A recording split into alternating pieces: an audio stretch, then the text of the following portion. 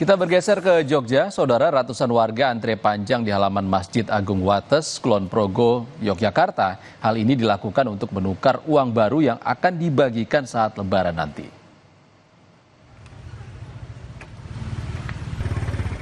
Antrean panjang terlihat di halaman Masjid Agung Wates, Kabupaten Kulon Progo, Yogyakarta. Lebih dari 200 orang rela antre untuk bisa menukar uang baru. Namun sebelum dapat tiket antrian, warga harus melakukan daftar secara online. Menukar lembaran uang baru ini sudah menjadi ritual jelang Idul Fitri bagi sebagian warga. Sehingga tak sedikit warga yang turut mengantre ini datang dari luar Kulon Progo, seperti kota Yogyakarta hingga Bantul. Untuk mengantisipasi antrean panjang, petugas membuka 2 loket yang bisa melayani 4 hingga 6 orang sekaligus. Online, jadi kami pas tanggal 9 itu udah mantengin jam, dari jam 9 kita buka HP, buka laptop, kami buka 3, laptop dibuka 2, Windowsnya 2, kemudian HP juga semuanya, kita buka semuanya.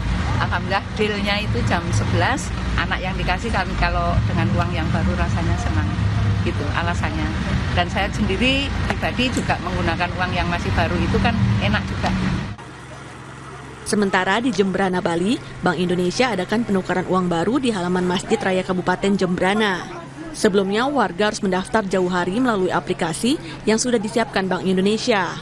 Sehingga warga yang akan menukar uang baru ke tempat ini dibatasi, hanya 300 orang per hari. Begitu juga dengan jumlah penukaran uang yang dibatasi.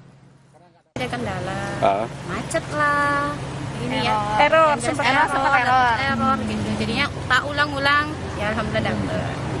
Mbak daftarnya sebelum kapan? Sembilan semua, seminggu sebelum hari ini ya. Tadi Mbak berapa nukarnya Mbak? 2 juta. 2 juta ya. Pengennya nambah tapi nggak bisa. Nggak bisa ya. Diketahui sejak 3 Maret lalu, Bank Indonesia telah membuka pelayanan penukaran uang baru dengan batas maksimal 4,3 juta rupiah per orang. Dan penukaran uang baru jelang Lebaran ini akan dilakukan hingga tanggal 27 Maret mendatang. Tim Liputan Kompas TV.